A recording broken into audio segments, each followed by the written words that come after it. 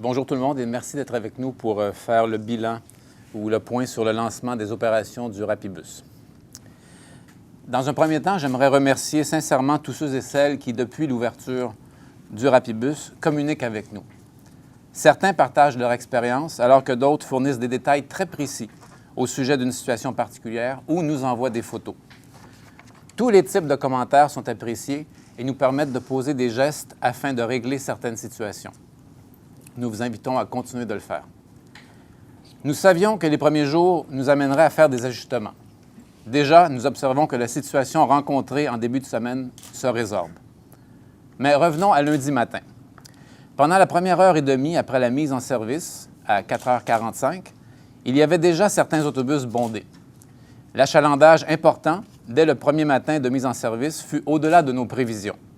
Et nous en avons nous-mêmes été surpris. Mais force est de constater que c'est l'accrochage survenu à 6h10 qui est venu perturber le service du matin. Je crois que vous reconnaîtrez comme moi que cette journée n'a pas été facile pour certains usagers de notre réseau. Nous tenons à nous en excuser auprès de nos clients. Il n'y a aucun système de transport collectif à l'abri d'événements fortuits. Bien que nous ne puissions être 100% à l'abri, notre système est tout de même moins à risque d'incidents que si nous étions sur le réseau routier avec les automobiles. La STO a en main des plans de déviation pour faire face à différentes situations qui peuvent se produire et qui sont en dehors du contrôle de la STO, que ce soit sur le corridor du Rapibus ou ailleurs sur le réseau de transport. Notre responsabilité est d'agir rapidement et c'est ce que nous avons fait.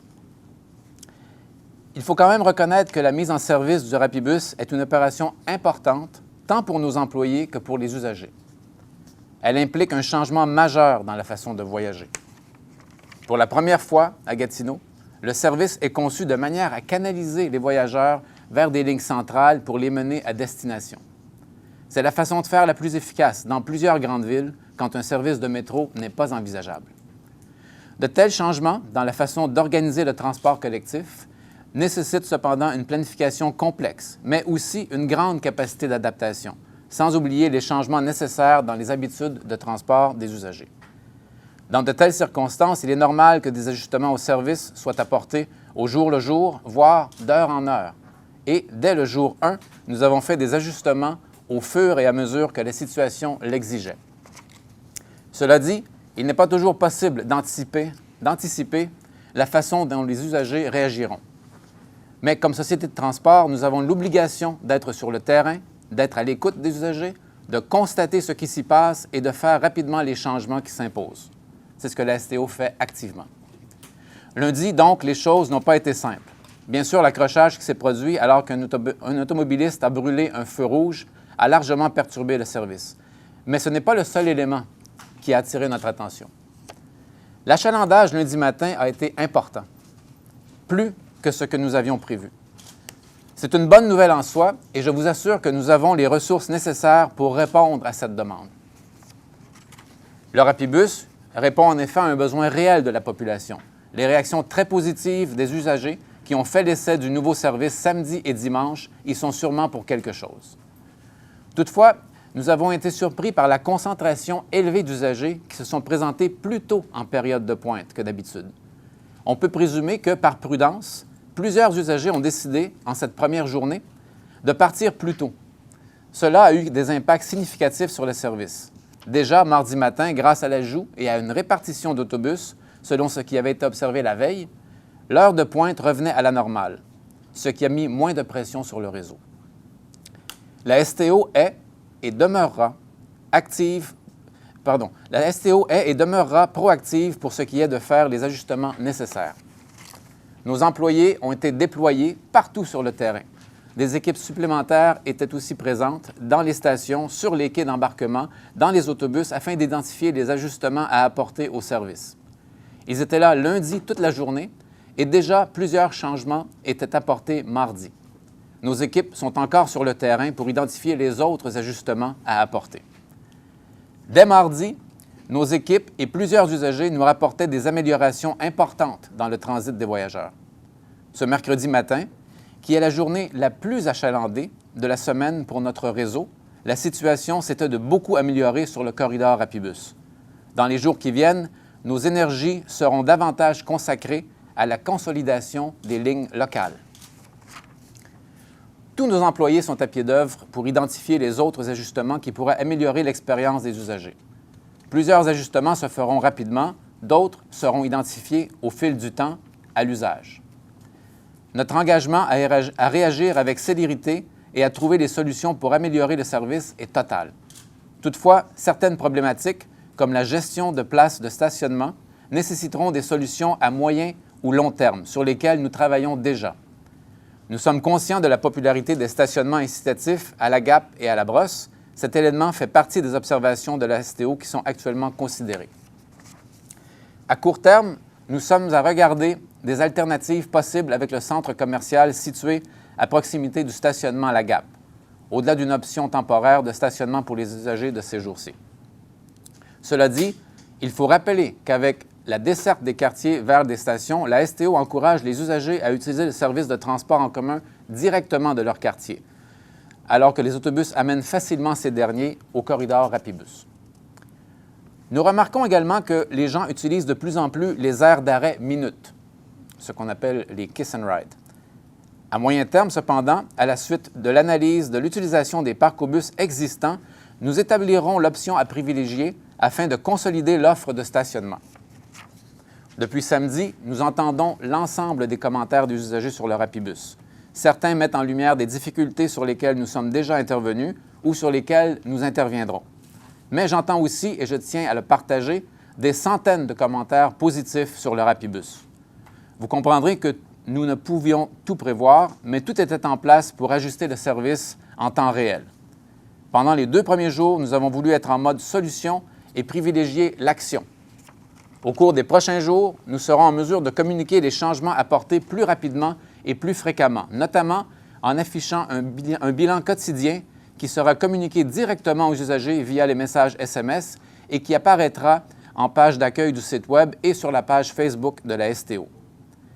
À peu près toutes nos ressources sont mobilisées depuis samedi et je tiens à souligner non seulement le professionnalisme, mais le dévouement de nos employés. J'invite maintenant M. le directeur général de la STO, M. Brissette, à vous adresser la parole afin de vous donner plus de détails sur les changements apportés et à ceux qui sont à venir. Merci. Merci, M. Martin. Tout d'abord, je voudrais préciser les raisons pour lesquelles la STO n'a pas répondu aux demandes des médias plus tôt en semaine. Comme vous l'avez mentionné, M. Martin, la priorité pour la STO a été d'apporter les ajustements nécessaires pour que le service offert dès mardi soit le plus efficace. La journée de lundi a été consacrée à recevoir les rapports de nos observateurs sur le terrain pour que les changements qui s'imposaient puissent être, pour plusieurs, mis en application dès mardi matin. Cela a été notre priorité. Avant de commenter quoi que ce soit, il est essentiel de vivre plus que la seule matinée de lundi pour avoir un portrait précis et exact de la façon dont se déroule le réseau, particulièrement aux heures de pointe. La matinée de lundi n'était pas représentative d'une journée type. Nous devions observer la récurrence ou non de certains constats avant de poser des gestes. Déjà, dès mardi, les comportements des usagers étaient différents du premier jour, alors que la pointe de l'achalandage du matin s'était déplacée. Nous savions que les ajustements seraient nécessaires, mais ils dépendaient de la façon dont les usagers, nos clients, utiliseraient le Rapibus. Le déploiement de nos observateurs était prévu parce que nous savions qu'il y aurait des ajustements, mais seule la réalité des premiers jours pouvait nous les indiquer. Conséquemment, après ces constats, nous avons rapidement posé des gestes pour améliorer les services. Les ajustements suivants ont été apportés. Samedi et dimanche, ajustement des feux de circulation et des délais des cycles des feux. Ajout de voyage sur la ligne 400 selon l'achalandage. Lundi, ajout de 3 voyages, soit la 67, 77 et 78 tôt le matin. En pointe du matin, ajout de 5 autobus en attente. En plus, à la brosse, ajout de 2 voyages de la ligne 200, ajout d'un voyage de la ligne 100. À de la Cité, ajout d'un voyage de la ligne 200 et ajout d'un voyage de la ligne 100. De la Gap, ajout d'un voyage de la ligne 200 et ajout d'un voyage de la ligne 100. Guéribert-Fournier, ajout de 2 voyages de la ligne 67. Parcours bus Labrosse, réouverture temporaire du parcours bus Jean-René-Monette et mise en place d'une navette entre les 2 parcours bus. En pointe de l'après-midi, ajout de 7 autobus en attente le matin, en attente l'après-midi, et ajout de 4 voyages de ligne 200 vers Labrosse, pour un total pour la journée du lundi de 11 voyages additionnels. Le mardi, réajustement des autobus en transit sur le corridor afin de faire des gains de temps de déplacement de nos autobus. En pointe du matin, ajout de 7 autobus en attente. À Labrosse, ajout de 3 voyages de la ligne 200, ajout d'un voyage de la ligne 100 et ajout d'un voyage de la ligne 800. À de la Gap, ajout d'un voyage de la ligne 200 et ajout d'un voyage de la ligne 100. Et Guéribert-Fournier, ajout d'un voyage de la ligne 67 vers Terrasse-Chaudière. En pointe de l'après-midi, ajout de 9 autobus en attente, ajout de 9 voyages de 200 vers Labrosse, pour un total d'ajout le mardi de 17 voyages. Ce matin, mercredi, ajout de 3 voyages de la ligne 200 à Labrosse. À de la Cité, ajout d'un voyage de la ligne 200 et à de la Gap, ajout d'un voyage de la ligne 100, de la ligne 68 et de la ligne 200. Donc, un total ce matin de 7 ajouts. Au cours des prochaines semaines, nous allons continuer à analyser le service du Rapibus et les nouvelles habitudes de transport de nos usagers. De nouveaux ajustements seront faits. C'est normal compte tenu de l'importance de changements que le Rapibus provoque. Je suis convaincu qu'après cette période de rodage, la presque totalité de nos usagers constateront, comme nous, que le Rapibus est le meilleur système de transport collectif que nous pouvions mettre en place. L'objectif de tous nos employés de la STO est d'offrir le meilleur service le plus rapidement possible à tous nos usagers. En terminant, je voudrais remercier nos employés pour leur précieuse collaboration. Merci.